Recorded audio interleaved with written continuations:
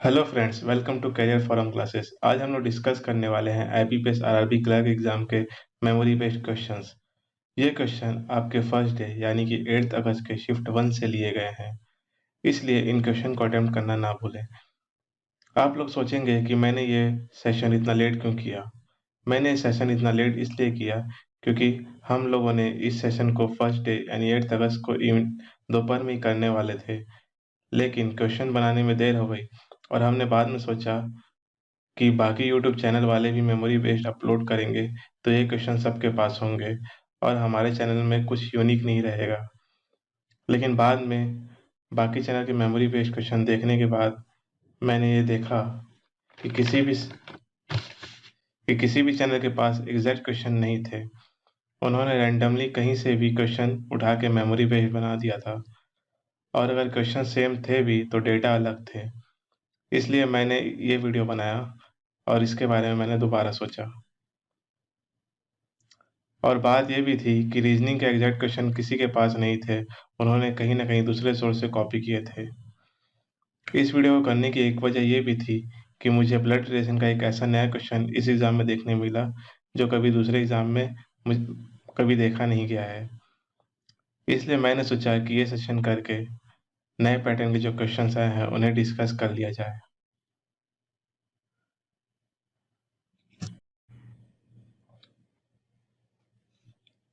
तो चलिए स्टार्ट करते हैं अपने सेशन को।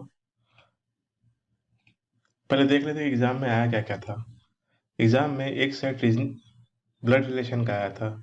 इसका हमने एग्जैक्ट जिस जो क्वेश्चन आया था एग्जाम में हमने उसी को लिया है।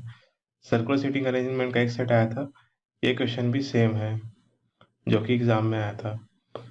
सिलॉस के 5 क्वेश्चन आए थे और पांचों क्वेश्चन एग्जाम में जो भी आए थे वो लिए गए हैं।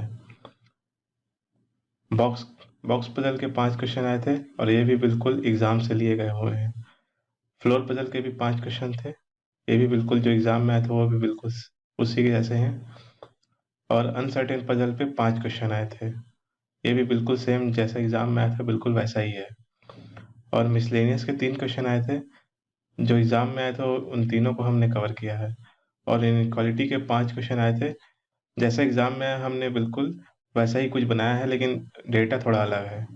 और अल्फा न्यूमेरिक सीरीज का भी डेटा अलग है थोड़ा, लेकिन जैसा एग्जाम में आया था हमने बिल्कुल वैसे ही क्वेश्चन बनाया है।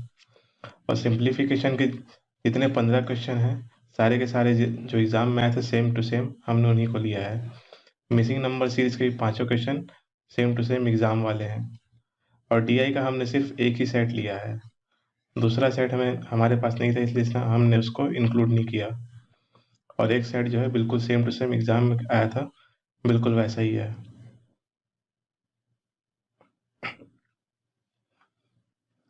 और अरिथमेटिक के हमारे पास 5 क्वेश्चन है, टोटल 10 आए थे लेकिन हमारे पास सिर्फ 5 ही क्वेश्चन है, सेम टू सेम जैसे एग्जाम में आया था। और इसमें जो ब्लड रिलेशन का क्वेश्चन था वो थोड़ा बहुत कुछ नए टाइप का था। चलिए बढ़ते हैं अपने पहले क्वेश्चन की ओर। पहला सेट हमने ब्लड रिलेशन का ही लिया है। इस सेट में बहुत सारे ओनली और नो कर करके हमें रिलेशन दिया गया हुआ था। हमें पहला स्टेटमेंट दिया गया हुआ था कि A is father of P and S only, यानी ए जो है सिर्फ पी और एस का पिता है।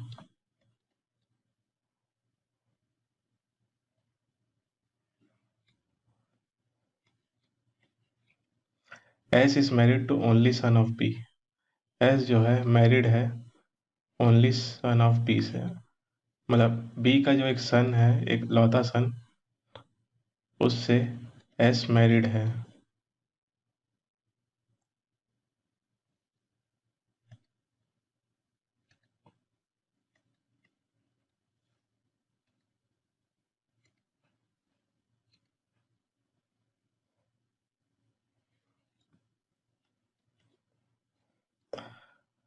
हमने मेल को सर्कल से और फीमेल को स्क्वायर से डिनोट किया है। आगे दिया हुआ है T son of S, T जो है एस का सन है।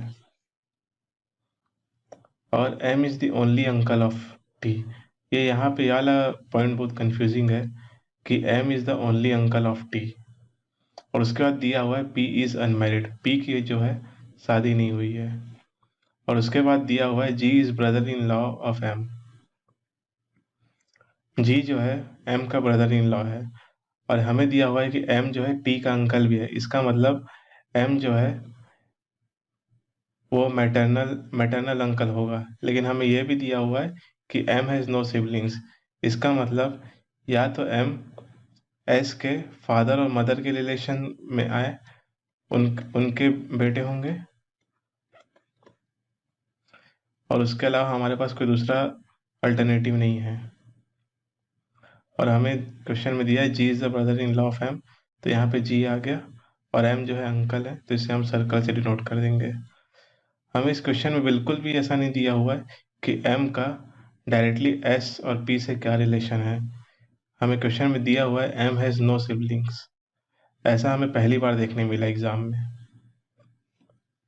कि कोई डायरेक्ट रिलेशन ना बन रहा हो। हमने इसी से रिलेटेड सब्सिक्वेंट क्वेश्चन भी लिए हैं। पहला क्वेश्चन है if C is the husband of B then how is G is related to C. अगर सी बी का हस्बैंड है तो फिर बी जो है सी की वाइफ हो जाएंगी। तो हमें क्वेश्चन में पूछा गया है how is G related to C. G जो है सी से कैसे रिलेटेड है, तो जी जो है सन है सी का, तो हमारे पास आंसर हो गया सन, यानी कि सी ऑप्शन। आगे हमें पूछा गया है how is G related to S. G जो है एस से कैसे रिलेटेड है, तो हमारे पास जी जो है एस का हस्बैंड है, यानी कि हमारा बी ऑप्शन। ये क्वेश्चन बहुत ही कंफ्यूजिंग था क्योंकि हमें ऐसा दिया हुआ था कि M is the only uncle of T, इसका मतलब एस और पी दोनों फीमेल हो गई। लेकिन हमें एम का रिलेशन डायरेक्टली पी और एस से पता नहीं है कि एम जो है पी के फादर के साइड के अंकल है या फिर मदर के साइड के अंकल हैं। ये हमें बिल्कुल भी क्लियरली दिया नहीं हुआ था पेपर में। चलिए बढ़ते हैं अगले सेट की ओर। अगला सेट जो है सर्कुलर सीटिंग अरेंजमेंट का है। हमारे पास इंफॉर्मेशन दिया हुआ है the following information carefully to answer the question. 8 friends P, Q, R, S, T, U, V and W are sitting around a circle facing the center। 8 दोस्त जो हैं उस एक सर्कल में बैठे हुए हैं जो कि सेंटर की तरफ फेस कर रहे हैं।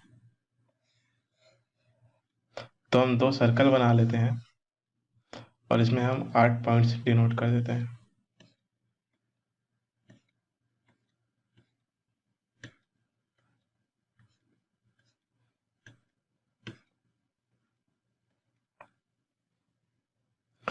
आगे हमें क्वेश्चन में दिया हुआ है 3 persons sit between P and Q। P and Q के बीच 3 persons है, तो इसका मतलब P और Q जो है एक दूसरे को फेस करेंगे। हम हमेशा कुछ पेपर में 2 पॉसिबिलिटी लेके चलेंगे क्योंकि लगभग हमेशा 2 ना 2 पॉसिबिलिटी बनती हैं। एक पॉसिबिलिटी से बन जाए ऐसा क्वेश्चन एग्जामिनर बहुत कम ही देता है। आगे हमें दिया हुआ इन्फॉर्मेशन कि only 1 person seat between Q and R। Q और R के बीच सिर्फ एक पर्सन बैठा हुआ है, तो हमारे पास 2 पॉसिबिलिटी बनेंगी कि या तो राइट में बैठ सकता है Q R के, या तो फिर Q जो है लेफ्ट में बैठ सकता है R के। अगला है 3 person seat between R and U। हमें दिया हुआ है कि R एंड U के बीच 3 पर्सन बैठे हुए हैं, तो इसका मतलब R जो है U के अपोजिट में बैठेगा।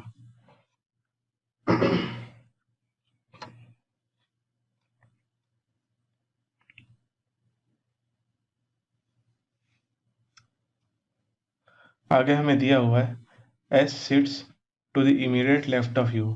S जो है U के इमीडिएट लेफ्ट में बैठेगी, इसका मतलब S जो है यहाँ बैठ सकती है और एक बार यहाँ बैठ सकती है। आगे दिया हुआ है only 2 person seat between R and V।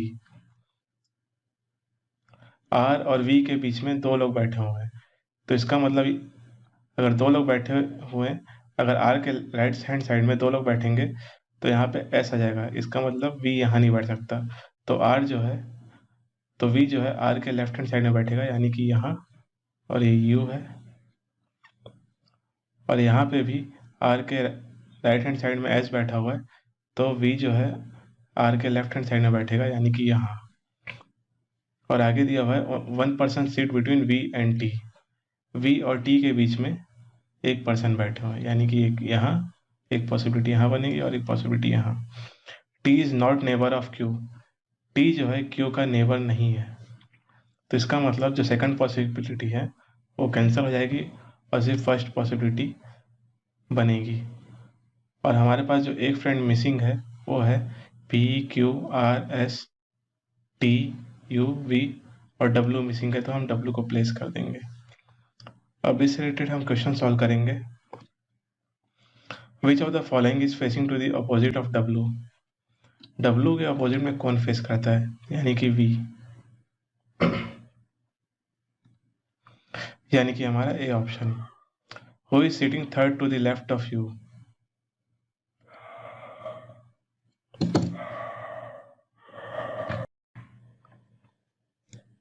चलिए इससे रिलेटेड क्वेश्चन सॉल्व करते हैं। Who is sitting third to the left of U, U के लेफ्ट में थर्ड नंबर पे कौन बैठा हुआ है, यानी कि डब्ल्यू, यानी कि B option. If all the people are made to sit in alphabetical order starting from P in clockwise direction, then position of how many people remain unchanged। अगर हम क्वेश्चन में पी से सारे पर्सन्स को alphabetical order में arrange करते हैं clockwise direction में, तो कितने लोगों की संख्या नहीं बदलेगी। तो अगर हम प्लेस करते हैं तो यहाँ पे आएगा Q R S T U V W, यानी कि यहाँ पे सिर्फ एस जो है, एस की पोजीशन चेंज नहीं होती है और बाकी सभी की पोजीशन चेंज हो जाती है। इसका मतलब सिर्फ एक ही व्यक्ति है जिसकी पोजीशन चेंज नहीं होती, यानी कि option number C only one. अगला क्वेश्चन है who is second to the right of Q, Q के सेकंड राइट में कौन बैठा हुआ है। तो अगर हम देखें तो क्यू के सेकंड राइट में बैठा हुआ है यू, यानी कि बी ऑप्शन। अगला क्वेश्चन है how many people are sitting between P and R when counting in clockwise direction from R, P और आर के बीच कितने लोग बैठे हैं अगर हम आर से क्लॉकवाइज डायरेक्शन देखें। तो P और R के बीच अगर हम क्लॉकवाइज डायरेक्शन में देखें तो सिर्फ V बैठा हुआ है, यानी कि ओनली वन, तो हमारा सी ऑप्शन। अगला क्वेश्चन है, अगला जो सेट है हमारा सिलॉक्स के ऊपर रिलेटेड है, ये हमने डायरेक्शन इंक्लूड किया है, इसे एक बार पढ़ लेते हैं। In each of the question given below 2 और 3 statement follow to conclusion 1 and 2 followed by conclusion 1 and 2. You have to take the 2-3 given statement to be true, even if they seem to be at given conclusion logically follows from the given statement disregarding commonly known facts। तो अगर हमारा सिर्फ conclusion 1 follows करता है तो हमारा option A होगा, और अगर हमारा सिर्फ कंक्लूजन 2 फॉलो करता है यानी कि हमारा बी ऑप्शन होगा, और अगर दोनों कंक्लूजन फॉलो नहीं करते तो हमारा सी ऑप्शन होगा। अगर दोनों में से कोई एक कंक्लूजन फॉलो करता है तो हमारा सी ऑप्शन होगा, अगर दोनों नहीं फॉलो करते तो हमारा डी ऑप्शन होगा, और अगर दोनों ही फॉलो करते तो हमारा ई ऑप्शन होगा। तो चलिए पढ़ते हैं क्वेश्चन की ओर। Only few books are novel, books का कुछ ही हिस्सा नॉवेल है, यानी कि सिर्फ इतना हिस्सा बुक्स का नॉवेल है, उससे ज़्यादा नहीं हो सकता, यानी कि पूरा का पूरा बुक्स नॉवेल नहीं हो सकता। आगे दिया हुआ है no novel is poem, novel का कोई सा भी भाग पोयम में रिलेटेड नहीं है। तो जो हमारा कंक्लूजन है, पहला कंक्लूजन कहता है सम पोयम्स आर बुक, पोयम का कुछ हिस्सा बुक क्या है, तो ये हमारा क्वेश्चन डाउट में है। आगे बोलता है no poem is book, book का कोई भी हिस्सा पोयम में नहीं है, ये भी हम डाउटफुल हैं। लेकिन दोनों में से कोई एक स्टेटमेंट की होने की पॉसिबिलिटी हो सकती है, इसलिए हमारा आंसर होगा आइदर 1 और 2, यानी कि सी ऑप्शन। अगला क्वेश्चन है ऑल जार्स आर मग, यानी कि जो सभी जार हैं वो मग है। Only a few mugs are cup. Mug का सिर्फ कुछ ही हिस्सा कप में है। तो हमारा कंक्लूजन पहला कहता है सम कप्स आर जार। कप का कुछ हिस्सा जार में है। ऐसा हम डेफिनेटली नहीं कर सकते। तो पहला जो स्टेटमेंट है वो डाउटफुल है। दूसरा है no cup is jar. Cup का कोई सा भी हिस्सा जार में नहीं है। इसको भी हम डेफिनेटली नहीं कह सकते। ये भी हमारा डाउटफुल है। लेकिन अगर देखें तो दोनों स्टेटमेंट एक दूसरे के अपोजिट हैं। यानी कि दोनों में से कोई एक स्टेटमेंट होने की पॉसिबिलिटी है। दोनों स्टेटमेंट में से कोई ना कोई एक सही हो सकता है। इसलिए हमारे इसका आंसर भी इधर और होगा, इधर 1 और 2, यानी कि सी ऑप्शन। अगला क्वेश्चन है नो लिक्विड इज जूस। कोई सा भी लिक्विड जूस नहीं है।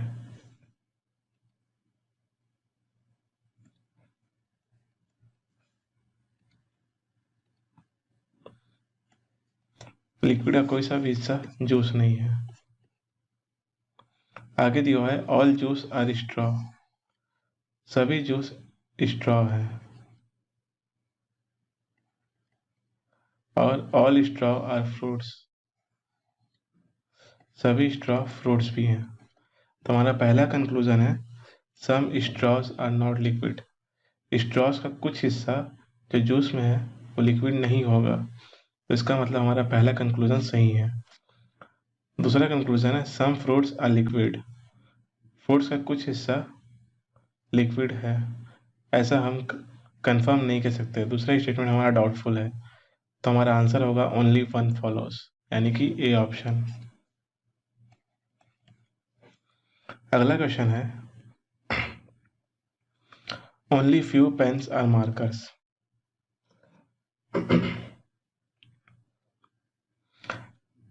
पेन का कुछ ही हिस्सा मार्कर है, यानी कि ये हिस्सा। All markers are sketchers. सभी मार्कर्स स्केचर्स हैं। No sketcher is drawing.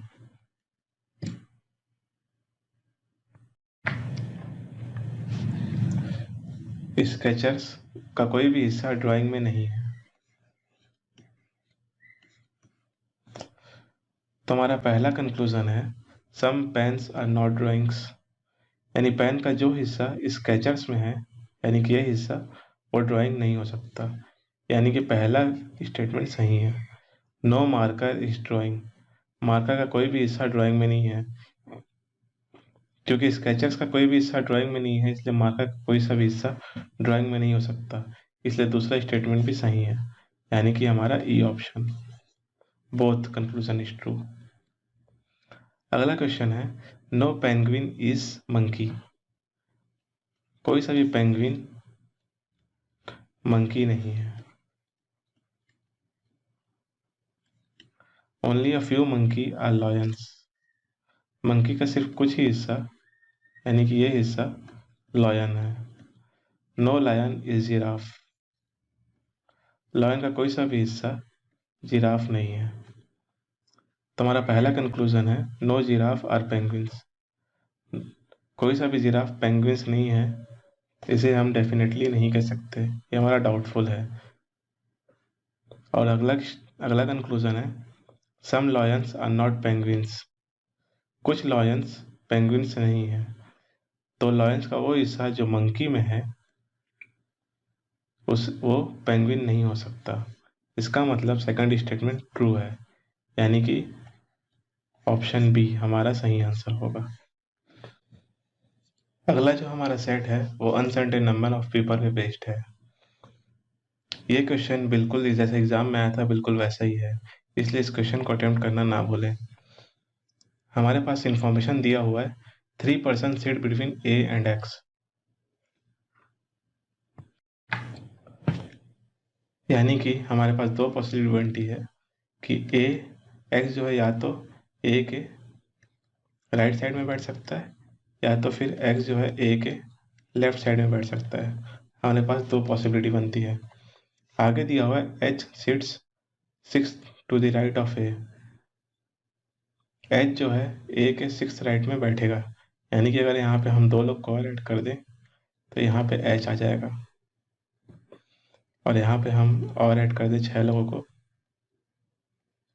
तो यहाँ पे एच आ जाएगा। L sits third to the right of H. H के थर्ड राइट में एल बैठता है। Only one person sits to the right of L. L के राइट में सिर्फ एक ही पर्सन बैठता है, तो हमारा राइट हैंड साइड फिक्स हो गया। One person seat between X and D. X और डी के बीच में सिर्फ एक ही पर्सन बैठता है, यानी कि यहाँ पे एक ही पॉसिबिलिटी बनेगी लेफ्ट साइड में, यानी कि डी यहाँ बैठेगा।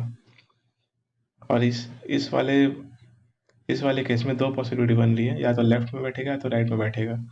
तो हम आगे क्वेश्चन पढ़ते हैं। तो दिया हुआ है D sits to the left of X. D जो है एक्स के लेफ्ट में बैठती है, तो यहाँ पे डी आ जाएगा। आगे दिया हुआ है only 2 person sit to the left of D, यानी डी के लेफ्ट में सिर्फ दो ही पर्सन बैठेंगे, तो ये हमारा स्टेटमेंट फिक्स हो गया। और यहाँ पे हम दो लोग और ऐड करेंगे तो हमारा लेफ्ट हैंड भी फिक्स हो गया। आगे दिया हुआ है as many person sit between A and D as between X and W. A और डी के बीच जितने लोग बैठते हैं उतने ही एक्स और डब्ल्यू के बीच बैठेंगे, तो हमारे पास फर्स्ट केस में कोई पॉसिबिलिटी नहीं बन रही है डब्ल्यू के बैठने की, इसलिए हम इस केस को कैंसिल कर देंगे। सेकंड केस में ए और डी के बीच 1 2 3 4 5 पर्सन्स बैठे हैं, तो हम एक्स और डब्ल्यू के बीच भी 5 पर्सन बैठने चाहिए, तो लेफ्ट हैंड साइड में नहीं आ पाएंगे, लेकिन राइट हैंड साइड में 5 पर्सन छोड़ के यहाँ पे डब्ल्यू आ जाएगा। इस तरीके से हमारा अरेंजमेंट कंप्लीट हुआ। तो हमारे अरेंजमेंट में 1 2 3 4 5 6 7 8 9 10 11 12 13 14 15 16 17 18 19 पर्सन सीटिंग है। और अब बाकी के मेमोरी पेज भी देखेंगे तो उसमें 19 पर्सन ही आएंगे, तो हमारे पास 13 का आंसर है how many people are there in row, यानी कि C option 19 people. as many people sit between a and x as between w।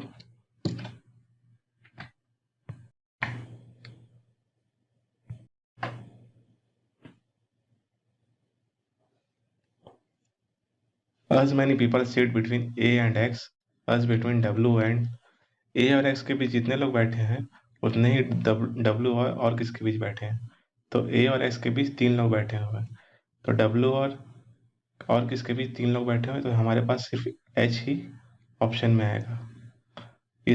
उसके w के लेफ्ट हैंड साइड में कोई नहीं बैठा है थर्ड नंबर पे, तो हमारे पास आंसर हो गया C option. How many people sit to the left of X. X के लेफ्ट में कितने लोग बैठे हुए हैं, तो हमारे पास एक्स के लेफ्ट में 1 2 3 और 4 पीपल बैठ सकते हैं, यानी कि बी ऑप्शन। अगला क्वेश्चन है how many person are there between X and H.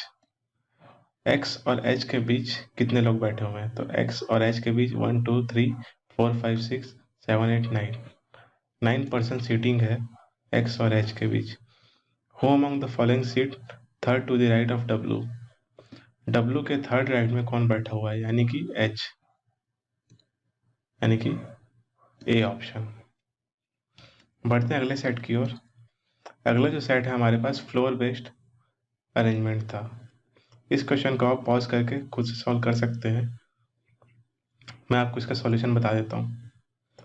हम यहाँ पे 3 फ्लोर बना देंगे, हम यहाँ पे 2 पॉसिबिलिटी बना देंगे 7 फ्लोर की, 7 6 5 4 3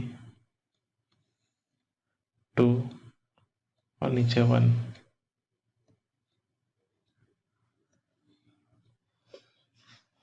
हमारे पास पहला क्लू दिया हुआ है जी लिव्स ऑन थर्ड फ्लोर। जी जो है थर्ड फ्लोर में रहेगा। हम मिनिमम 2 पॉसिबिलिटी लेके चलेंगे, क्योंकि एग्जाम में 2 पॉसिबिलिटी अधिकतर बनती है। 1 person live between G and D, तो जी एंड डी के बीच 2 लोग बैठ सकते हैं, तो इसमें 2 पॉसिबिलिटी बनती है, या तो डी जी के नीचे डी के नीचे रहेगा, या तो डी जी के ऊपर रह सकता है। B lives immediately above D, B जो है डी के इमिडिएटली अबव रहता है। और अगला स्टेटमेंट है A lives on even number floor immediately above C, A जो है सी के जस्ट अबव रहता है और इवन नंबर फ्लोर पे। तो हमारे पास यहाँ पे एक ही इवन नंबर फ्लोर बचेगा जिसके इमिडिएटली अबव ए रह सकता है, यानी कि सेकंड फ्लोर पे। और हमारे पास यहाँ पे भी एक पॉसिबिलिटी बनती है सिक्स फ्लोर पे, जहाँ पे ए रह सकता है और सी उसके जस्ट नीचे रहेगा। F lives on one of the floors below B, F जो है बी के नीचे वाले किसी एक फ्लोर में रहेगा। तो यहाँ पे बी जो है सेकंड फ्लोर में है, तो ये केस हमारा कैंसिल हो जाएगा।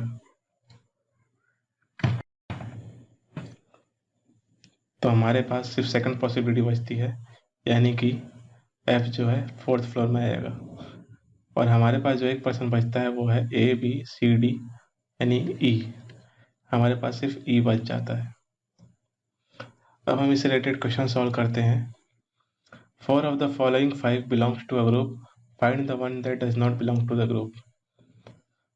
तो जो ग्रुप से बिलोंग नहीं करता है उसे हमें ढूंढना है। तो हमारे पास पहला है जी डी ई सी, जी और डी के बीच रिलेशन है, ई और सी के बीच, ई और सी के बीच बहुत ज़्यादा गैप है, 5 फ्लोर का गैप है। आगे दिया है F B A F, F और बी के बीच भी एक फ्लोर का गैप है और ए एफ के बीच भी एक फ्लोर का गैप है, यानी कि हमारा ई से ही ऑड वन आउट होगा, यानी कि B option. Who among the following lives on the top floor, तो टॉप फ्लोर पे ई रहता है, हमने देखा था। Number of person live about D is same as the number of person below, D के जितने ऊपर लोग रहते हैं उतने ही नीचे किसके रहते हैं। तो डी के हमें अबव देखना है, तो डी के अबव 2 लोग रहते हैं, तो ऐसे कौन सा पर्सन है जिसके नीचे 2 लोग रहते हैं, तो यानी कि जी ऑप्शन, यानी कि डी ऑप्शन यानी कि answer G. How many floors are there above the floor on which G lives,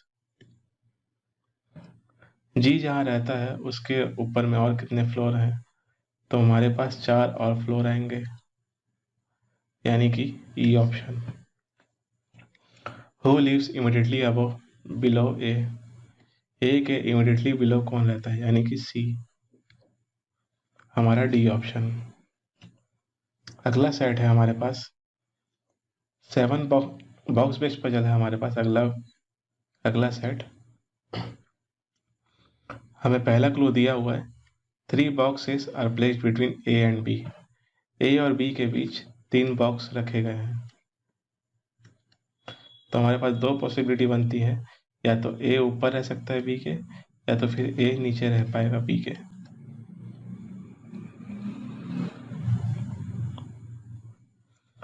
आगे दिया हुआ है C is placed immediately below B, C जो है बी के इमिडिएटली अबव रहता है, यानी कि एक पॉसिबिलिटी यहाँ और एक यहाँ।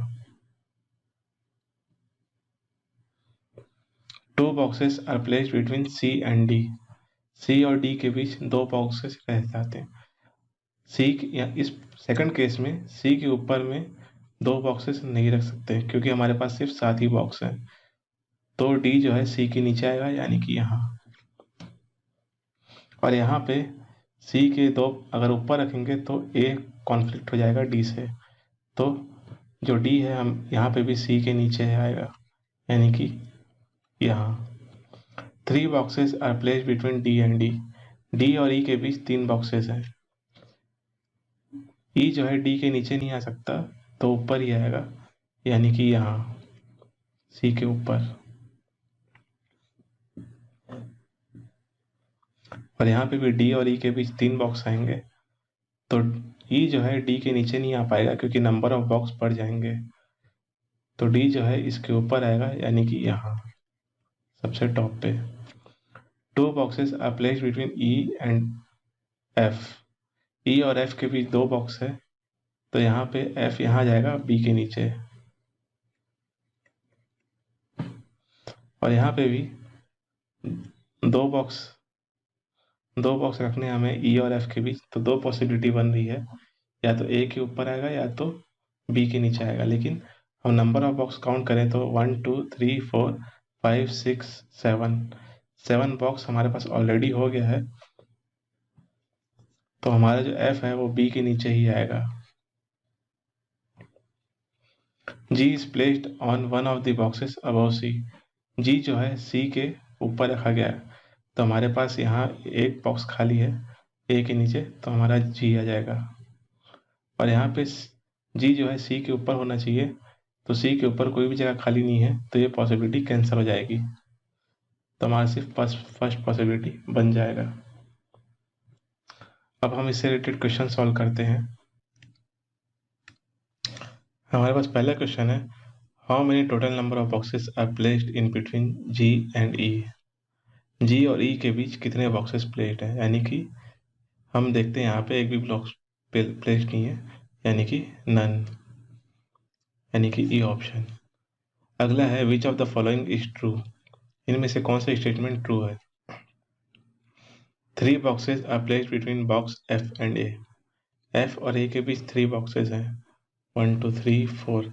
हम देखते हैं कि यहाँ पे 4 बॉक्सेस प्लेस्ड हैं एफ और ए के बीच, तो हमारा फर्स्ट स्टेटमेंट रॉन्ग हो गया। अगला है F is placed below A. F जो है ए के बिलो प्लेस्ड हुआ है, तो हमारा सेकंड स्टेटमेंट ट्रू हो गया, यानी कि आंसर है हमारा बी ऑप्शन।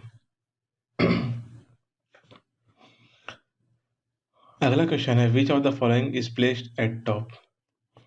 जो टॉप पे है वो कौन सा बॉक्स है, तो हमारा आंसर है ए, आंसर है बॉक्स ए, यानी कि बी ऑप्शन। अगला क्वेश्चन है which box is placed immediately above box G. G के इमीडिएटली अबव कौन सा बॉक्स है, तो जी के इमीडिएटली अबव बॉक्स ए है, यानी कि सी ऑप्शन। अगला क्वेश्चन है how many total number of boxes are placed in between box G and E. G और ई के बीच कितने बॉक्स हैं, तो जी और ई के बीच एक भी बॉक्स नहीं है। ओ सॉरी, क्वेश्चन डुप्लीकेट हो गए हैं।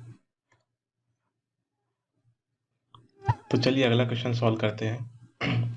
If fried is coded as QEJCD, plant is coded as KOBSM, then what is the code for shown. ये सेम क्वेश्चन एग्जाम में आया था, तो हम यहाँ पे एक बार लिख लेते हैं इसको।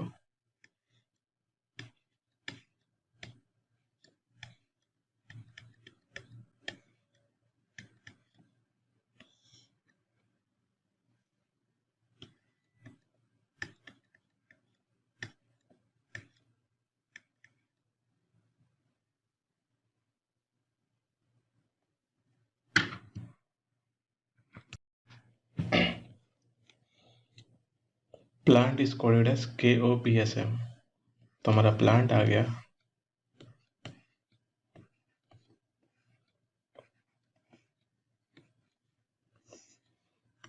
KOBSM। आप इस पैटर्न को ध्यान से देखेंगे तो आप पाएंगे कि इसमें क्रॉस करके माइनस किया गया है, यानी कि F से अगर एक अल्फ़ाबेट हम पीछे जाएं तो E आएगा, यानी कि F से एक लेटर पीछे यानी कि E-1, R से एक लेटर पीछे यानी कि Q-1, और I से एक लेटर आगे यानी कि J, और E से एक लेटर पीछे यानी कि D, और D से एक लेटर पीछे यानी कि J यानी कि C, और वैसा ही इसमें P से एक लेटर पीछे O, और L से एक लेटर पीछे K, और A से एक लेटर आगे B, और N से एक लेटर पीछे M, T से एक लेटर पीछे यानी कि S। तो यही पैटर्न हम लोग फॉलो करते हुए शोन में लगाते हैं। तो S से एक लेटर पीछे, तो हम यही पैटर्न इस शोन में फॉलो करते हैं। तो S से एक लेटर नीचे यानी कि R, और S से एक लेटर पीछे यानी कि G, और O में एक लेटर ऐड करेंगे तो O के बाद P आएगा, और W से एक लेटर पीछे यानी कि V, और N से एक लेटर पीछे यानी कि M, तो हमारा कोड आएगा GRPMV। अगला सेट जो है हमारे पास इनइक्वालिटी का था। इनइक्वालिटी का सेट बहुत इजी था। हमें हमें बिना लिखे डायरेक्टली कंक्लूजन को सिलेक्ट करना था कि कौन सा सही है कौन सा गलत। तो हम सीधे पहले स्टेटमेंट की ओर बढ़ते हैं। पहला कंक्लूजन दिया हुआ है L is greater than P। L जो है P से ग्रेटर है, तो हम यहाँ पे देखेंगे तो equal to, greater than, equal to और ग्रेटर देन, यानी कि L जो है P से बड़ा है, यानी कंक्लूजन 1 सही है। अगला है O is greater than R। O जो है R से ग्रेटर है, तो यहाँ हम देखते हैं कि दो अलग अलग सिंबल हैं, एक स्मॉलर देन का और एक ग्रेटर देन का। तो O और R के बीच रिलेशन नहीं बन पाएगा, इसलिए हमारा सेकंड कंक्लूजन गलत है। तो हमारा ऑप्शन होगा, तो हमारा आंसर होगा ओनली वन फॉलोज, यानी कि ऑप्शन ए। दूसरा जो स्टेटमेंट है उसमें दिया हुआ है B is greater than A। तो हम देखते हैं कि B जो है D से बड़ा है और D A के बराबर है, तो पहला कंक्लूजन बिल्कुल फॉलो करता है। और D is smaller than C, तो D और C के बीच दो अलग अलग साइंस हैं, इसकी वजह से D और C के बीच कोई रिलेशन नहीं बनेगा, इसलिए सेकंड स्टेटमेंट गलत हो जाएगा। तो हमारा 30th का भी आंसर ऑप्शन ए हो जाएगा, ओनली वन फॉलोज। अगला स्टेटमेंट है C is smaller than A। C जो है A से स्मॉलर है, तो हम देखते हैं कि यहाँ पे लगातार C या तो इक्वल है या तो स्मॉलर है, तो हमारा पहला स्टेटमेंट बिल्कुल सही है। और दूसरा है A is equal to C। यहाँ पे बीच में जो जो फ्लो है वो ब्रेक हो गया है, यहाँ पे इक्वल टू हटा के ग्रेटर देन हो गया है, तो A जो है C के इक्वल नहीं हो पाएगा, लेकिन A जो है C से बड़ा होगा, तो हमारा पहला स्टेटमेंट सही है, यानी कि ऑप्शन ए। अगला अगला कंक्लूजन है K is smaller than F। K जो है F से छोटा है, तो हम यहाँ देखते हैं K और F के बीच दो अलग अलग सिम्बॉल्स हैं, एक ग्रेटर देन इक्वल टू का और एक स्मॉलर देन का, तो पहला कंक्लूजन गलत हो गया। अगला है N is smaller than K। N और K के बीच फिर से अलग अलग रिलेशन है, तो सेकंड स्टेटमेंट भी सही नहीं है, इसलिए none of the conclusion follows, यानी कि डी ऑप्शन। अगला जो कंक्लूजन है वो हमारे पास दिया हुआ है T is less than F. T जो है एफ से छोटा है, तो यहाँ पे हम देखते हैं कि हमारे पास दो साइंस है, एक इक्वल टू का और एक स्मॉलर देन का, तो हमारा पहला कंक्लूजन सही है। और दूसरा दिया हुआ है F is equal to T. F जो है टी के बराबर भी हो सकता है, तो हमारा पहला और दूसरा स्टेटमेंट दोनों में से कोई एक सही हो सकता है, यानी कि आइदर वन और सेकंड इज ट्रू, यानी कि हमारा सी ऑप्शन। चलिए बढ़ते अगले सेट की ओर। If the alphabets of the word brownie are arranged in ascending order in alphabetical series from left to right within the word, then how many words will remain on the same position after the operation applied? अगर जो word है brownie, इसके alphabet को, इसके अंदर के जो letters हैं उसको अल्फ़ाबेटिकल ऑर्डर में अरेंज कर दें, तो कितने लेटर्स अपनी जगह को चेंज नहीं करेंगे, ये हमें क्वेश्चन में पूछा गया है। तो हम इसको अल्फ़ाबेटिकल ऑर्डर में प्लेस करेंगे, तो सबसे पहले बी ही आएगा, इसके बाद बी के बाद जो अगला लेटर आएगा वो हमारा ई होगा, और ई के बाद जो है आई आएगा, आई के बाद हमारा एन आएगा, एन के बाद ओ, ओ के बाद आर, एन ओ आर और फिर डब्लू। हमारा एक ही लेटर है जो पोजीशन चेंज नहीं करता और वो है बी, तो हमारा ओनली वन आएगा आंसर। अगला हम बढ़ते हैं अगले क्वेश्चन की ओर। अगला क्वेश्चन हमें दिया हुआ है how many pairs of digit are there in number 3 6 1 4 7 2 9 which have as many digits between them in the number as they occur while counting। तो 3 6 1 4 7 2 9, इनके बीच कितने ऐसे नंबर हैं, इन डिजिट्स के बीच कितने ऐसे डिजिट्स हैं जो कि उतने ही होते अगर उनके बीच काउंटिंग किया था तो तो अगर हम 1 से लेकर 3 तक काउंट करें तो एक ही डिजिट होता, तो हमारे पास ये एक पेयर बन जाएगा।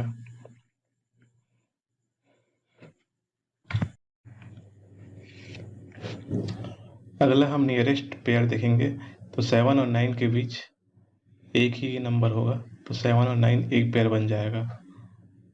और अगला हम देखें तो 2 और 4 के बीच भी एक पेयर बन सकता है। और हम देखें तो 4 और 6 के बीच भी एक पेयर बन सकता है। और अब हम दूर दूर के पेयर देखेंगे तो 3 से हमारे पास 7, 3, 4, 5, 6, 7, तो 3 और 7 के बीच भी एक पेयर बन सकता है। अब इसके बाद हमारे पास और कोई पेयर नहीं बनेगा, तो हमारे पास टोटल नंबर ऑफ पेयर्स हो गए 1, 2, 3, 4 एंड 5, तो हमारे पास टोटल 5 पेयर्स बन गए। तो हमारे पास आंसर हो गया 5। अगला हमारे पास सेट है। अगला हमारे पास जो सेट है वो अल्फ़ाबेट नंबर सीरीज का है। तो हमारे पास पहला क्वेश्चन है, which of the following element is 12th to the left of the 20th element from the left hand. जो लेफ्ट हैंड से 20th एलिमेंट है उसके 12th लेफ्ट में कौन होगा। तो अगर 20th एलिमेंट के 12th लेफ्ट की ओर जाए तो हम उसे 12 माइनस कर देंगे, तो जो हमें एलिमेंट ढूंढना है वो लेफ्ट से 8th नंबर पे होगा, यानी कि 1, 2, 3, 4, 5, 6, 7, 8, यानी कि W। हमारा W जो है वो हमारा आंसर होगा। How many such numbers are there in the given series which are immediately preceded by a consonant and followed by a vowel. इस सीरीज में कितने ऐसे नंबर हैं जिनके पहले एक कॉन्सोनेंट आया है और उसके बाद एक नंबर और उसके बाद एक वॉवेल आया है। तो हम सारे नंबर्स को देखते हैं, तो तो पहला हमें 3 और 6 नहीं हो सकता। 5 के दोनों आजू बाजू कॉन्सोनेंट है तो 5 भी नहीं हो सकता। 9 के आसपास भी कॉन्सोनेंट है तो 9 भी नहीं हो सकता। 15 के आसपास भी कॉन्सोनेंट है तो 15 भी नहीं हो सकता। 4 भी नहीं हो सकता। 1 भी नहीं हो सकता। 9 के दोनों आसपास वॉवेल्स हैं तो 9 भी नहीं हो सकता और 5 भी नहीं हो सकता। और हमारा 6 जो है, 6 के पहले एक कॉन्सोनेंट है और उसके बाद एक वॉवेल है, तो हमारा 6P6O ही एक ऐसा पेयर बनाता है, तो हमारे पास सिर्फ एक पेयर बनेगा, यानी कि ऑप्शन बी। अगला हमारे पास क्वेश्चन है, 4 of the following are alike in certain way and form a group. Find the one that does not belong to that group. हमें जो ग्रुप को फॉलो नहीं करता है उसको निकालना है। हमारे पास पहला ऑप्शन है 3SM, 3S और M। तो 3 और S के बीच 3 का डिफरेंस है और S और M के बीच 1 का डिफरेंस है। और अगला है R5, 6, R5 और 6, तो ये भी उसी पैटर्न को फॉलो करता है।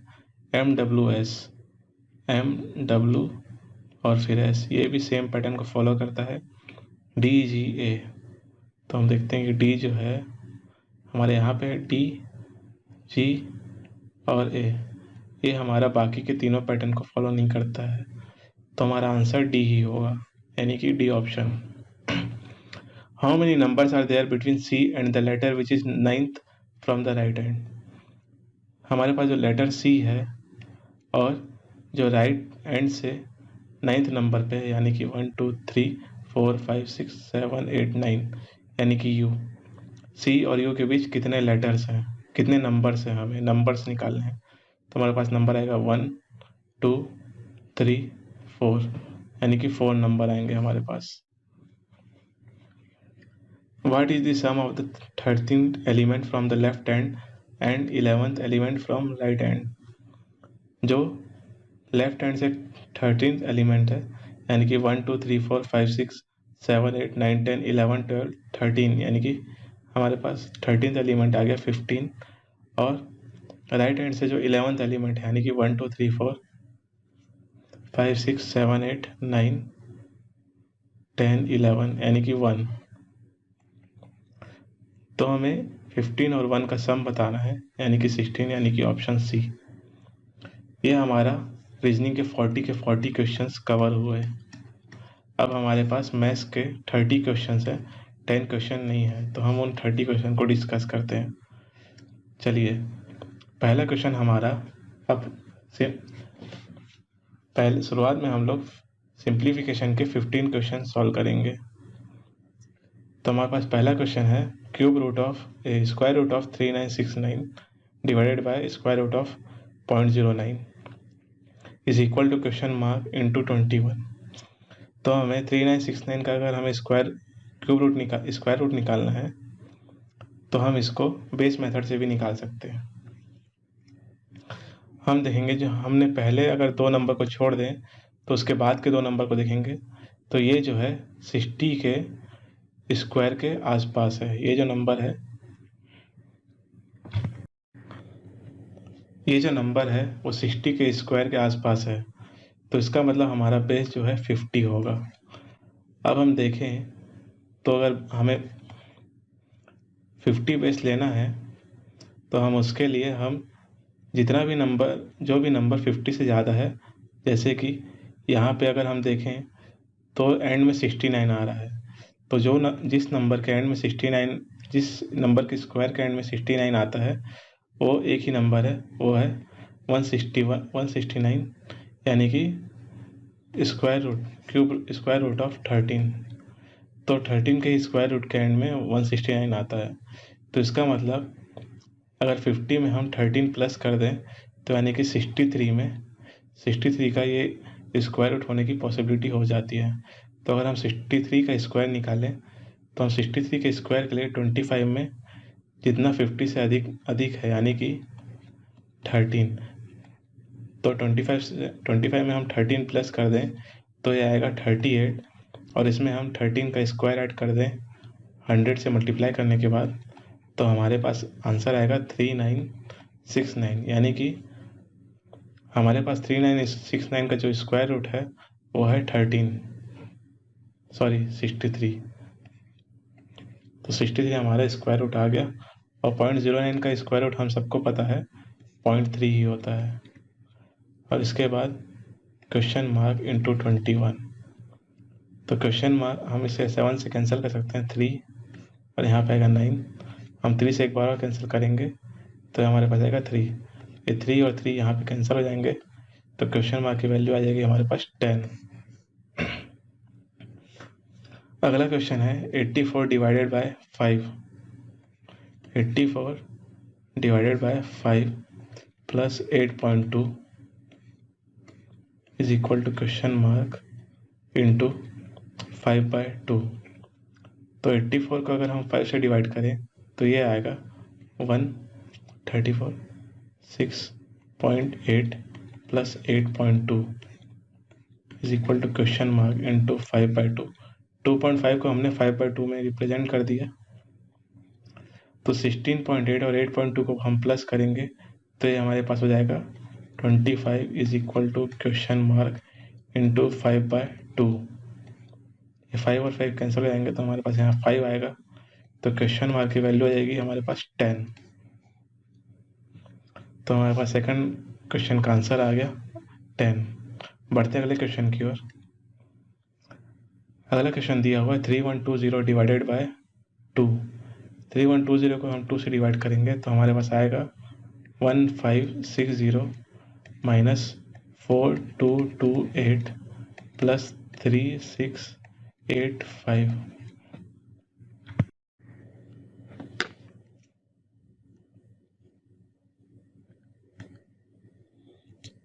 तो हमारे पास हो गया 1 -4 यानी कि -3, -3 और +3 यानी कि 0।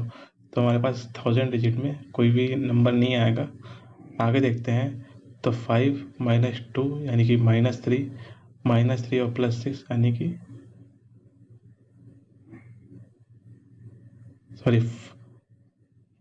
यानी कि 900। और आगे देखते हैं 6 - 2 यानी कि 4, 4 + 8 यानी कि 120। 0 - 8 यानी कि -8, -8 + 5 यानी कि -3। अब हम इसको ऐड कर देंगे तो ये हो जाएगा 120 - 3 117 हो जाएगा। और 117 में 900 करेंगे तो 1017 हमारे पास आंसर। अब अगला क्वेश्चन है, हमारे पास मिक्स्ड फ्रैक्शन में दिया हुआ है, तो हम इसको पहले फ्रैक्शन में कन्वर्ट कर लेंगे। तो हमारे पास पहला वैल्यू हो जाएगा 5 × 1 5 + 2 यानी कि 7/5।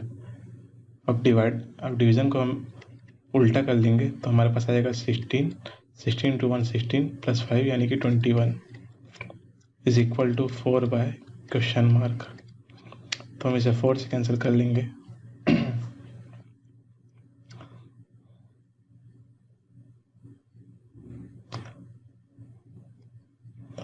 हम इसे 3 से कैंसिल करेंगे तो हमारे पास आएगा 3। तो हमारे पास क्वेश्चन मार्क की वैल्यू आ गई 15/4 यानी कि 3.75। चलिए बढ़ते अगले क्वेश्चन की ओर। Cube root of 81 × 20 + 460 = question mark. तो स्क्वायर रूट ऑफ 81 हमारे पास हो जाएगा 9 9 × 20 + 460 = 9 × 20 हमारे पास हो जाएगा 180 + 460 = 180 में 460 प्लस करेंगे तो हमारे पास हो जाएगा 640। हमारे पास आंसर आ गया 640। अगला क्वेश्चन है 5/29 × 1160 = 80/x। तो हम 800 कैंसिल कर लेंगे और इसको हम 4 से डिवाइड कर लेंगे तो आ जाएगा 2, और इसको भी हम 4 से डिवाइड कर लेंगे तो हमारे पास आएगा 290। अब 290 को 29 से डिवाइड कर लेंगे तो हमारे पास आएगा 10, इसको हम 2 से एक बार और डिवाइड करेंगे तो हमारे पास आएगा 5। तो x = 1/25 यानी कि 0.04। चलिए बढ़ते हैं अगले क्वेश्चन की ओर। 38% ऑफ x ऑफ 650 यानी कि 38/100 × x × 650 = 185.25।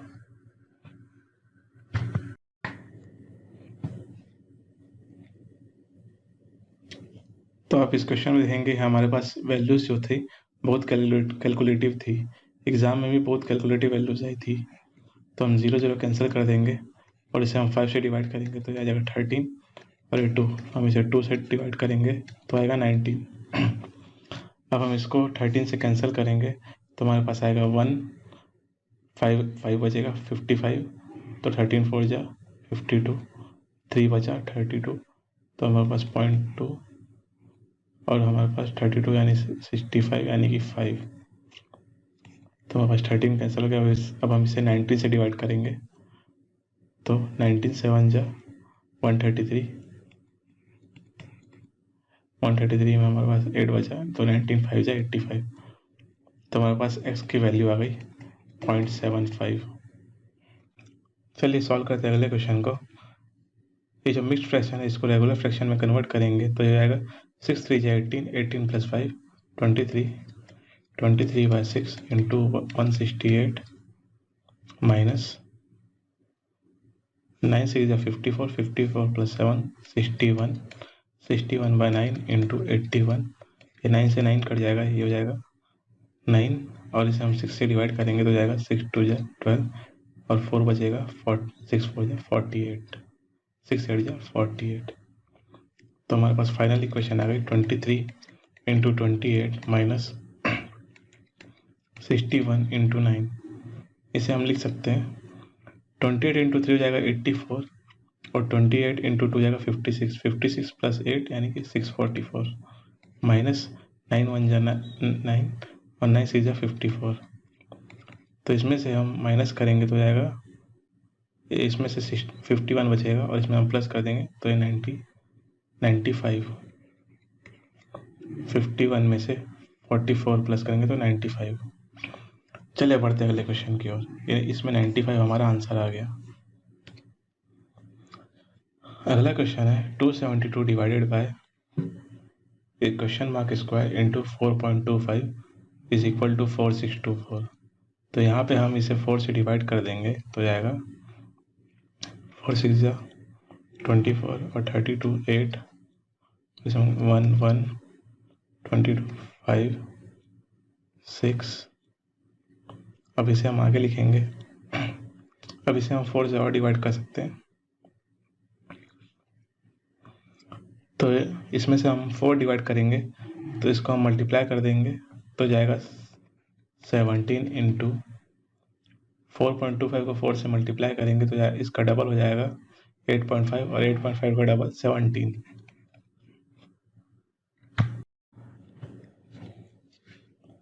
अब हम इसे आगे और लिखेंगे तो जाएगा question mark square is equal to 1156। अब हम देखेंगे तो यहाँ पे स्क्वायर है तो यहाँ पे 17 का स्क्वायर बन रहा है और यहाँ पे भी ये नंबर भी किसी न किसी नंबर का स्क्वायर होगा। और अगर आप ध्यान से देखेंगे तो ये जो स्क्वायर है वो 30 के स्क्वायर के आसपास है। तो हम देखेंगे तो इसके लास्ट में 56 है, यानी कि एंड में, यानी कि जो बेस है वो इससे 256 के स्क्वायर रूट से कम होगा, यानी कि 16 के स्क्वायर 16 से कम होगा इसका बेस। तो अगर हम 30 माने, अगर इसका स्क्वायर रूट 30 के आसपास है तो इसका मतलब इसका जो बेस है वो कहीं ना कहीं 15 होगा। और 50 का अगर आसपास वाले नंबर का हमें स्क्वायर निकालना है तो हमें पता है कि हम जो कोई सा भी नंबर 50 से जितना भी कम ज़्यादा है उसे हम 25 से सब्सट्रैक्ट करेंगे, यानी कि 50 से 16 अंक कम है हमारा जो स्क्वायर है, तो 25 से हम 16 माइनस करेंगे तो जाएगा हमारा 9 और इसे हम बेस से मल्टीप्लाई करेंगे 100 से और इसमें हम 16 का स्क्वायर प्लस कर देंगे, यानी कि 256। तो इसका मतलब हमारा जो स्क्वायर है वो हो गया 1156, यानी कि हमारा अजम्पशन सही था कि जो हमारा बेस है, कि जो हमारा स्क्वायर है वो 50 से 16 कम है, यानी कि हमारा जो स्क्वायर है 50 से 16 कम है, यानी कि 34, यानी कि 1156 की वैल्यू है 34।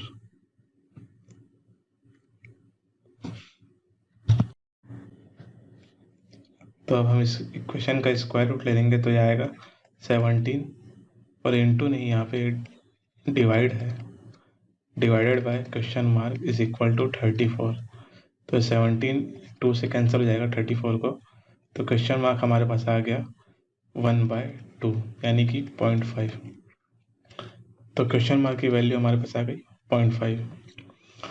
तो बढ़ते हैं अगले क्वेश्चन की ओर। तो हमारे पास अगला क्वेश्चन है स्क्वायर रूट ऑफ 364, जो कि हमें पता है 18 होता है, इंटू 6 3 18, 18 + 1 19, 19/3 माइनस 87। तो हम इसे 3 से कैंसिल करेंगे तो जाएगा 6। 96 हमें पता है ये होता है 114 माइनस 87। तो 87 जो है 100 में से 13 कम है और 13 में से 14 जोड़ देंगे तो जाएगा 27। तो हमारे पास क्वेश्चन मार्क की वैल्यू आ गई 27। इजी क्वेश्चन था। चलिए बढ़ते हैं अगले क्वेश्चन की ओर। अगला क्वेश्चन है 1176 माइनस 60 डिवाइडेड बाय 4। तो ये हो जाएगा 1176 माइनस 60/4, हमें पता है होता है 15। तो ये हो गया, ये जाएगा 1 और ये 6 और ये 1 तो हमारे पास आंसर आ गया 1161। ये वाला क्वेश्चन एग्जाम में आया था और ये सबसे इजी क्वेश्चन था। तो हम लोग अगला क्वेश्चन सॉल्व करते हैं। अगला क्वेश्चन है 3/4 to the power whole cube divided by, इस डिवीजन को हम उल्टा कर रेसिप्रोकल ले लेंगे तो मल्टीप्लिकेशन में चेंज हो जाएगा, तो जाएगा 2/3 to the whole power 4 is equal to question mark divided by, ये जो 624 है इसको हम लोग 625 माइनस 1 भी ले सकते हैं। इसका मतलब 25 स्क्वायर माइनस 1, यानी कि ये 24 इंटू 26 का प्रोडक्ट हो जाएगा। तो इसको हम 24 इंटू 26 लिख सकते हैं। अब हम इसको आगे सिंप्लीफाई करें तो 3 टू द पावर 3 हो और ये 3 टू द पावर 4, इसमें से बचेगा 3 इंटू, और ये 4 टू द पावर क्यूब हो जाएगा और ये 2 टू द पावर 4, तो इसमें से एक 4 बच जाएगा, which is equal to question mark upon 24 into 26। तो 4 3 या 12 और ये 2 से कट जाएगा, तो क्वेश्चन मार्क की वैल्यू आ गई हमारे पास 52। ठीक है, चलिए बढ़ते हैं अगले क्वेश्चन की ओर। अगला क्वेश्चन है 7/20 into 5/7 into question mark is equal to 130। तो 7 और 7 कैंसिल हो जाएगा और ये 5 और 5 हो जाएगा 4। तो हमारे पास क्वेश्चन मार्क की वैल्यू आ गई 130 into 4 which is equal to 520। कुछ क्वेश्चन बहुत ईजी थे लेकिन कुछ क्वेश्चन बहुत कैलकुलेटिव थे। चलिए अगला क्वेश्चन है 24% ऑफ 350 माइनस 35% ऑफ 260। तो इसमें से अगर हम 35% कॉमन ले लें तो जाएगा 35% of 240 minus 260 which is equal to 35/100 into -20। तो ये 5 से कैंसिल हो जाएगा और ये 5 और ये जाएगा 7। तो हमारे पास आंसर आएगा -7। और हमारे पास सिंप्लीफिकेशन आखिरी क्वेश्चन है 40% ऑफ 420 प्लस 44% ऑफ 200। तो हम इसको सिंप्लीफाई करेंगे तो जाएगा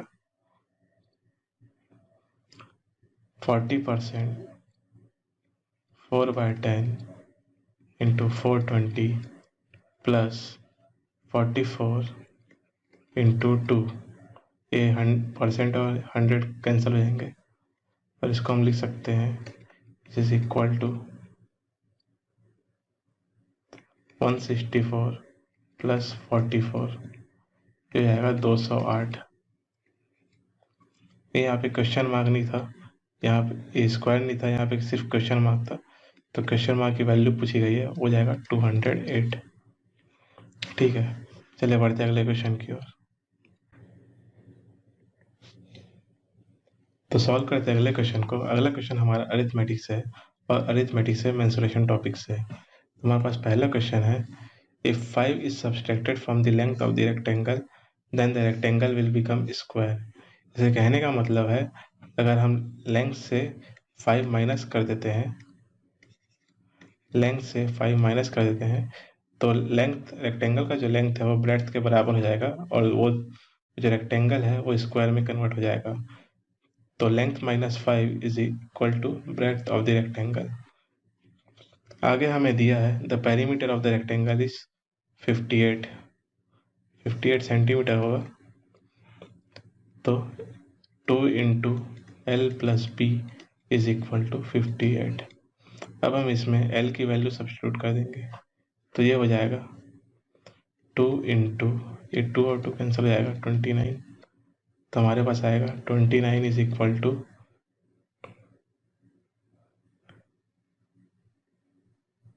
बी 2b प्लस 5 और हो जाएगा 2b इज इक्वल टू 29 में से 5 घटा देंगे तो हो जाएगा 24। तो हमारे पास b की वैल्यू आ गई 12। इसका मतलब हमारे पास लेंथ आ जाएगा 12 plus 5 is equal to 19। The diameter of a circle is 4 centimetre more than the length of the rectangle. अब जो सर्कल का डायमीटर है वो लेंथ से यानी कि 19 से 4 सेंटीमीटर ज़्यादा है। ओ सॉरी, इसमें 5 प्लस करेंगे तो 17 आएगा, यानी कि 17 plus 4 which is equal to 21। आगे हमसे पूछा गया है एरिया ऑफ द सर्कल। तो एरिया ऑफ द सर्कल हो जाएगा हमारे पास pi R square is equal to 22/7 into हमारा रेडियस डायमीटर का हाफ हो जाएगा यानी कि 21/2 इंटू 21/2 और 7 से कैंसिल हो जाएगा, ये हो जाएगा 3 और हमारे पास आएगा 3 2 6 और 6 हो 21 126 इंटू 11/4। तो हम इसको पहले 11 से मल्टीप्लाई कर लेंगे, ये हो जाएगा 6 प्लस 2 8 2 प्लस 1 3 और ये 1 डिवाइडेड बाय 4 हमारे पास आ जाएगा 4 3 12 प्लस 1 18 4 26 4 6 24.5। तो हमारे पास एरिया आएगा 346.5 सेंटीमीटर स्क्वायर। अगला क्वेश्चन देखते हैं the ratio of speed of boat in upstream to speed of boat in still water is 7:8। जो बोट का अप स्ट्रीम का स्पीड है, यानी कि अगर हम स्टिल वाटर में उसकी स्पीड ए ले लेते हैं और स्पीड ऑफ स्ट्रीम बी ले लेते हैं, तो अप स्ट्रीम की स्पीड आएगी ए माइनस बी और स्टिल वाटर में स्पीड है ए। इन दोनों का रेशियो दिया हुआ है 7:8। तो इससे हम A/B निकाल लेते हैं, तो हमारे पास आएगा 1 minus B by A is equal to 7/8 is equal to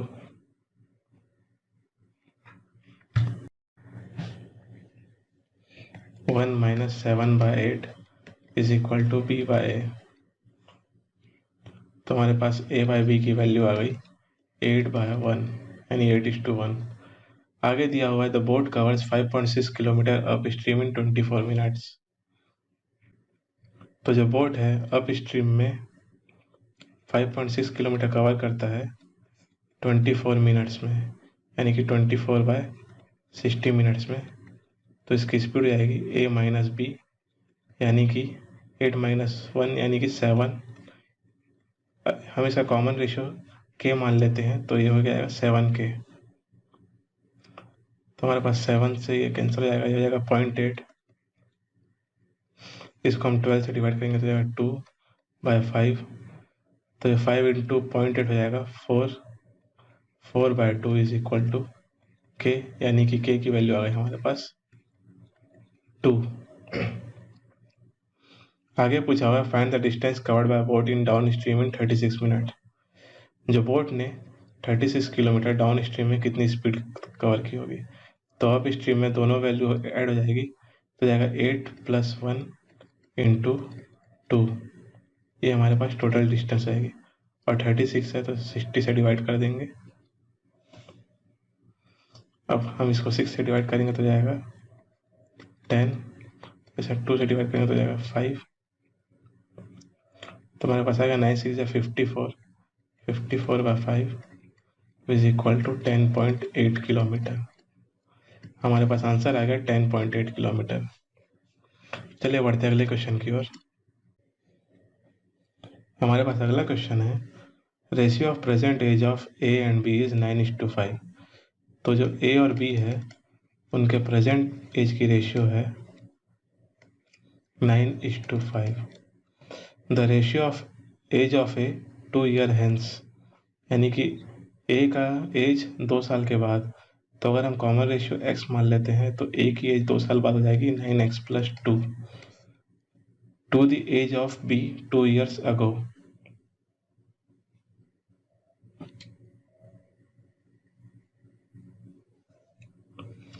तो age of b 2 years ago जाएगी 5x - 2। इसका रेशियो हमें दिया हुआ है 2:1। तो इसे हम क्रॉस मल्टीप्लाई करेंगे तो x की वैल्यू मिल जाएगी 9x + 2 is equal to 10x - 4। तो हमारे पास x की वैल्यू आ जाएगी 4 + 2 इज इक्वल टू 6। हमसे पूछा गया है then find the age of B 6 year hence. तो एज ऑफ बी 6 साल के बाद हो जाएगी 5x + 6, यानी कि 5 × 6 + 6 is equal to 30 + 6 is equal to 36 years. हमारे पास एज ऑफ बी आ गई 36 ईयर्स। चलिए सॉल्व करते हैं अगले क्वेश्चन को। तो चलिए हम लोग सॉल्व करते हैं अगले क्वेश्चन को। ये अगला क्वेश्चन बहुत ही अच्छा क्वेश्चन है, आप इसे खुद से जरूर अटेम्प्ट कीजिएगा। The profit earn while selling an article at 64% profit is 416। किसी आर्टिकल को 64% प्रॉफिट पे बेचने पे जो प्रॉफिट होता है उसकी वैल्यू दी हुई है 416 rupees. If the mark price of an article is same as the cost price. तो जो कॉस्ट प्राइस है आर्टिकल की अगर हम 100% मानते हैं तो इसी को ही मार्क प्राइस मानता है shopkeeper. Then find the loss incurred by selling the article at 2 consecutive discounts of 40%। तो जो आर्टिकल है उसकी सेलिंग प्राइस होती है मार्क प्राइस में 2 बार डिस्काउंट दिया गया 40%, यानी कि जो उसकी सेलिंग प्राइस है पहले 3/5 से मल्टीप्लाई करेंगे, उसका एक और बार 3/5 से मल्टीप्लाई करेंगे, ताकि 2 बार 40% का रिडक्शन आए। तो इसका मतलब 100% में हम 2 बार 3/5 इंटू 3/5 करेंगे तो जाएगा 4, 9 4 या 36, यानी कि जो सेलिंग प्राइस है वो कॉस्ट प्राइस के 36% है। तो हमारे पास लॉस आ जाएगा, loss is equal to 100% minus 36% which is equal to 64%। तो हमारे पास लॉस की जो वैल्यू है वो है 64%, और हमें 64% की वैल्यू दी हुई है 416 रुपीज़। तो हमारा आंसर आ गया 416 रुपीज़। बहुत ही स्मार्टली बनाया गया था इस क्वेश्चन को। चलिए सॉल्व करते हैं अगले क्वेश्चन को। अगला जो क्वेश्चन है हमारे पास वो नंबर सीरीज से है, मिसिंग नंबर सीरीज। तो हमारे पास पहला क्वेश्चन है 9, 14, 24, 41, 67। तो अगर हम इन सीरीज के बीच का डिफरेंस देखें तो यहाँ पे होगा 5, यहाँ पे 10, यहाँ पे होगा 41 minus 24 is equal to 16 plus 1 यानी 17, और यहाँ पे होगा 6 to 26, और हमें यहाँ पे निकालना है। तो हम देखें तो यहाँ पे जो है कोई सिमिलर पैटर्न फॉलो नहीं करता है। तो इसमें हम एक बार और डिफरेंस लेंगे तो यहाँ पे आएगा 5, 7 और यहाँ पे 9। तो हम देखेंगे कि यहाँ पे ऑड नंबर ऑफ टर्म्स का डिफरेंस है। तो इसका मतलब यहाँ पे 11 का डिफरेंस आना चाहिए था और यहाँ पे आना चाहिए था 37। तो 67 में हम 37 को प्लस करेंगे तो जाएगा 104। और हम एक चीज़ और नोटिस कर सकते हैं कि जो 1 है ये 2 स्क्वायर प्लस 1 है, और ये 10 जो है 3 स्क्वायर प्लस 1 है, ये 17 जो है 4 स्क्वायर प्लस 1, वैसे ही 26 5 स्क्वायर प्लस 1, और 37 6 स्क्वायर प्लस 1 है। तो हम इसको इस तरीके से भी कर सकते हैं। हमारे पास अगला जो नंबर सीरीज है वो है 7, 3.5, 3.5, 7 और 28। तो इसमें हम देख रहे हैं कि नंबर जो है पहले घट रहे हैं और उसके बाद तेज़ी से बढ़ना शुरू हो गए। तो इसका मतलब इसमें मल्टीप्लिकेशन का लॉजिक होगा। तो अगर हम 7 को 0.5 से मल्टीप्लाई करें और उसका 3.5 को 1 से मल्टीप्लाई करेंगे तो 3.5, और 3.5 को अगेन 2 से मल्टीप्लाई करेंगे तो जाएगा 7, और 7 को अगेन 4 से मल्टीप्लाई करेंगे तो जाएगा 28। तो इसका मतलब जो हमारे पास मल्टीप्लिकेशन नंबर है वो बार बार डबल हो रही है। तो यहाँ पे जो मल्टीप्लिकेशन होना चाहिए था वो इंटू 8 से होना चाहिए था। तो 28 इंटू 8 हो जाएगा, 8 8 या 64, और 8 2 या 12, 12 प्लस 2 164, सॉरी 8 2 या 16, 16 प्लस 6 22, यानी कि 224। चलिए सॉल्व करते हैं अगले क्वेश्चन को। अगला सीरीज है हमारे पास 6, 5, 9, 36 क्वेश्चन मार्क और 514। हम देख रहे हैं कि नंबर जो है तेजी से इंक्रीज होते जा रहे हैं। तो इसका मतलब इसमें भी मल्टीप्लिकेशन का लॉजिक होगा। तो अगर हम यहाँ बीच में देखें तो ये जो 9 जो है, ये जो 26 जो है 9 का 3 टाइम्स है। तो अगर हम 9 को 3 से मल्टीप्लाई कर दें और 1 से माइनस कर दें तो हमारे पास आएगा 26। वैसे ही 5 को अगर हम 2 से मल्टीप्लाई कर दें और 1 से माइनस कर दें तो हमारे पास आएगा 9। वैसे 6 को हम 1 से मल्टीप्लाई करें और -1 कर दें तो हमारे पास 5 आ जाएगा। तो इसी लॉजिक से अगर लगातार 1 2 3 है तो यहाँ पे 4 से मल्टीप्लाई होना चाहिए और -1। तो 26 इंटू 4 हो जाएगा हमारे पास 104, और उसमें से -1 यानी कि 103। तो हमारा आंसर आ जाएगा 103।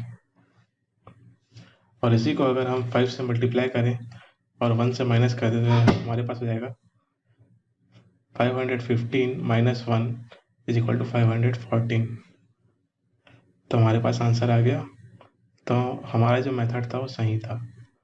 चलिए सॉल्व करते हैं अगले क्वेश्चन को। हमारे पास अगला जो सीरीज है वो है 3, 17, 45, 87 क्वेश्चन मार्क और 216।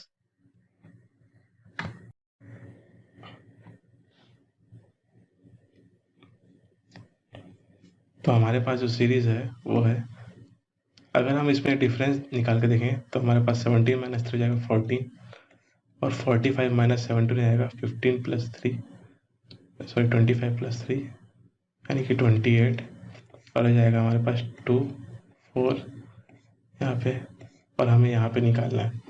तो हम देखेंगे तो 14, 28 और 42 सक्सेसिव मल्टीपल ऑफ 14 है। तो यहाँ पे इसी प्रकार से यहाँ पे 56 आना चाहिए। तो अगर हम इसमें 56 ऐड करें तो ये हो जाएगा 7 प्लस 6 यानी 13, और यहाँ पे 1, और 5 प्लस 6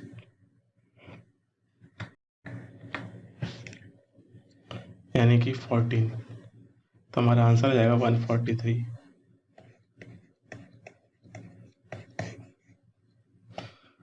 चलिए सॉल्व करते हैं अगले क्वेश्चन को। अगला क्वेश्चन है हमारे पास 6, 10, 15, 22, 32।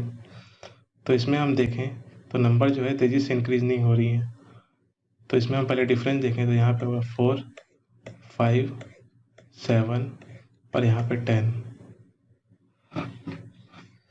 तो यहाँ पे भी कुछ खास लॉजिक नहीं निकला, तो हम एक बार और डिफरेंस लेंगे तो यहाँ पे आएगा 1, 2 और यहाँ पे 3। तो हम देखेंगे तो इस प्रकार से कंसेक्यूटिव नंबर्स हैं, नेचुरल नंबर्स, तो यहाँ पे 4 आना चाहिए था।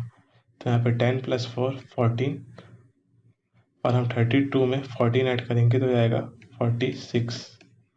तो इस प्रकार से हमारा आंसर हो गया 46। चलिए बढ़ते हैं अगले सेट की ओर। तो हमारे पास अगला जो सेट है वो DI का है।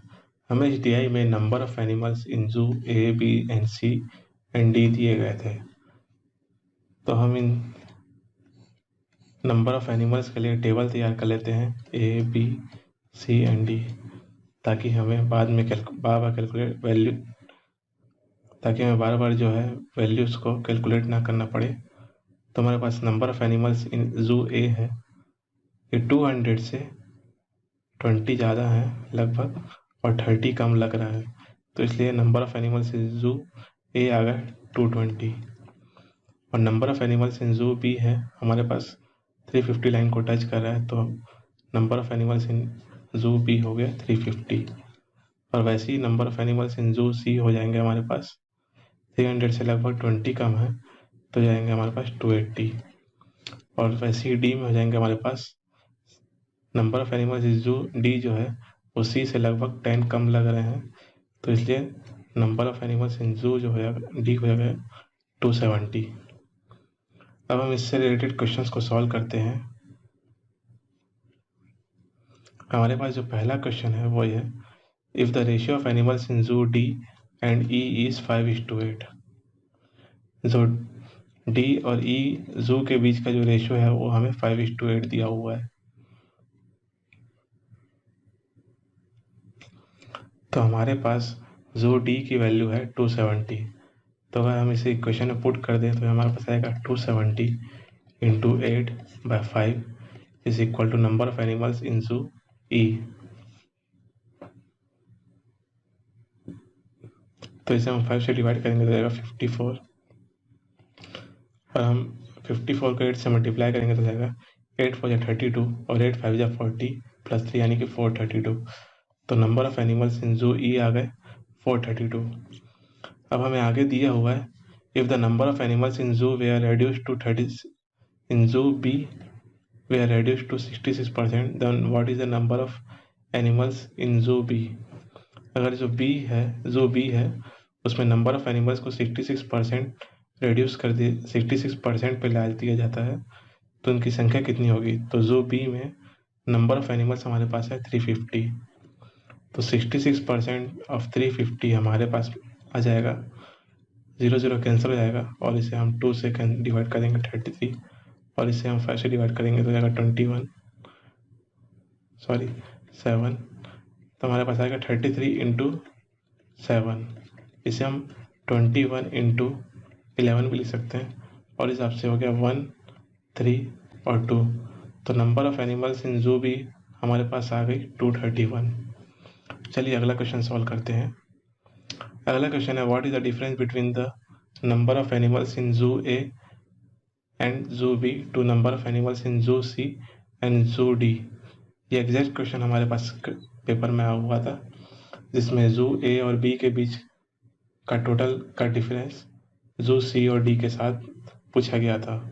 तो जू ए और बी के बीच जो टोटल है वो हमारे पास हो जाएगा, ये हो जाएगा 570, और जू सी और डी के बीच टोटल हो जाएगा 550। तो इन दोनों के बीच का डिफरेंस आएगा 20। तो हमारे पास 27 का आंसर हो जाएगा हमारे पास 20। आगे हमसे पूछा गया है नंबर ऑफ एनिमल्स इन जू A R what percent less than animals in zoo D. जो ए में जो एनिमल्स है वो जू डी से कितने कम है, sorry D minus A by D into 100। तो डी में हमारे पास है 270 और ए में है 220, यानी कि ए में 50 कम है और डी में 270 है। तो इसका हम परसेंट ले लेंगे तो ये हमारे पास आ जाएगा 500 बाई 27। इसको हम डिवाइड करेंगे तो आएगा 1 और 230 यानी 18% के आसपास हमारी वैल्यू आएगी। हमें अप्रॉक्स में पूछा गया था। चलिए सॉल्व करते हैं अगले क्वेश्चन को। हमारे पास अगला क्वेश्चन है what is the ratio of number of animals in zoo B to number of animals in zoo D. जू बी और डी के बीच के एनिमल का रेशियो हमारे पास क्या है। तो जू बी में हमारे पास नंबर ऑफ एनिमल्स हैं 350 और डी में है 270। तो जू बी में हमारे पास आ गए 350 और जू डी में आ गए हमारे पास 270। इसका हम रेशियो लेंगे तो आ जाएगा 35:27। हमारा रेशियो आ गया 35:27। इस प्रकार से हमारा सारे क्वेश्चन खत्म होते हैं। हमने मैथ्स के 30 क्वेश्चन और रीजनिंग के 40 क्वेश्चन कवर किए और हमने टोटल 70 क्वेश्चन को कवर किए। आपको ये सेशन कैसा लगा आप हमें कमेंट बॉक्स में बता सकते हैं। हम आने वाले सेशंस में और भी मेमोरी बेस्ड क्वेश्चन कवर करेंगे जो आगे एग्जाम्स होने वाले हैं। तो इस चैनल को आप प्लीज़ सब्सक्राइब जरूर करें। आपका इस सेशन में आने के लिए आपका बहुत बहुत धन्यवाद। Thanks for watching.